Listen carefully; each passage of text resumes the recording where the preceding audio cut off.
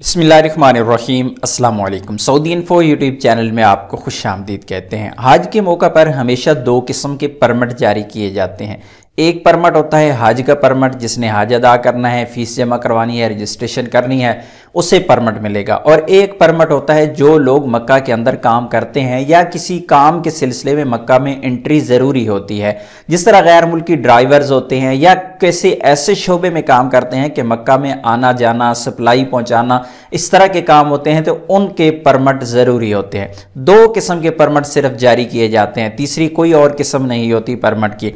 एक परमिट पैसे के साथ होता है, एक परमिट फ्री वाला होता है। लेकिन ये परमिट जो है अगर आपने लेना है तो कैसे मिलेगा, किन किन लोगों को मिलेगा, शराइत व ज़वाबित क्या है, जवाज़ात ने पूरी तफसील बताई है। पहले आपको इसकी शराइत बताते हैं और फिर आगे चल के आपको बताएंगे कि ये परमिट हासिल कैसे किया जा सकता है।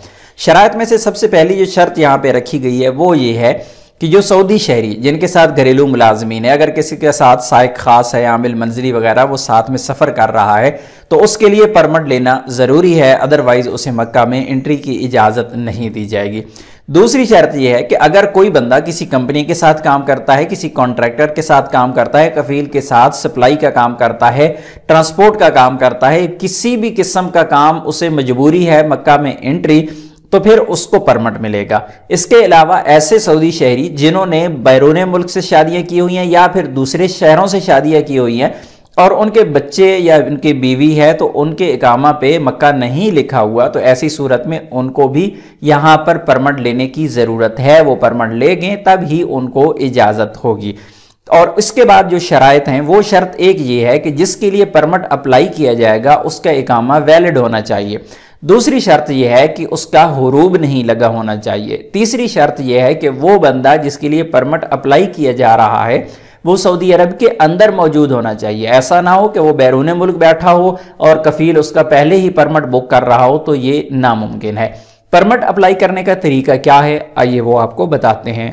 जिस तरह आप यहाँ पर देख सकते हैं, यहाँ पर जवाज़ात की जानिब से बिल्कुल शॉर्टकट यहाँ पे बताया गया है कि सबसे पहले आपने जाना है www.abshir.sa पे जाना है। उसके बाद वहाँ पे आपको जो ऑप्शन मिलेगा वो मिलेगा इलेक्ट्रॉनिक सर्विसेज का, उस पर क्लिक करना है। उसके बाद वर्कर्स का ऑप्शन मिलता है, उस पर क्लिक करना है। उसके बाद तीसरे नंबर पे मिलता है एंट्री परमिट टू मक्का, इस पर क्लिक करेंगे। क्रिएट अ परमिट एप्लीकेशन, आपको वहाँ पे एप्लीकेशन फॉर्म मिलेगा, आप वहाँ पे अपनी एप्लीकेशन फिल करके सबमिट कर देंगे। बिल्कुल शॉर्ट सा तरीका है, लेकिन इसके लिए जो सबसे अहम और मेन शर्त है कि आप अपने लिए परमिट बुक नहीं कर सकते। ये परमिट जब भी बुक करेगा आपका कफील करेगा आपके लिए या फिर आपकी कंपनी आपके लिए बुक करेगी। यानी बिल्कुल शॉर्ट ये कि गैर मुल्की अपने तौर पे परमिट बुक नहीं कर सकता, वो अपने कफील के अंडर है, कंपनी के अंडर है, कंपनी या कफील ही उसके लिए परमिट अप्लाई कर सकते हैं। उम्मीद है आज की इन्फॉर्मेशन आपको अच्छी लगी होगी। इन्फॉर्मेशन अच्छी लगी तो वीडियो को लाइक ज़रूर कीजिएगा। मिलते हैं नेक्स्ट वीडियो में, तब तक के लिए इजाज़त दीजिए। अल्लाह हाफिज़।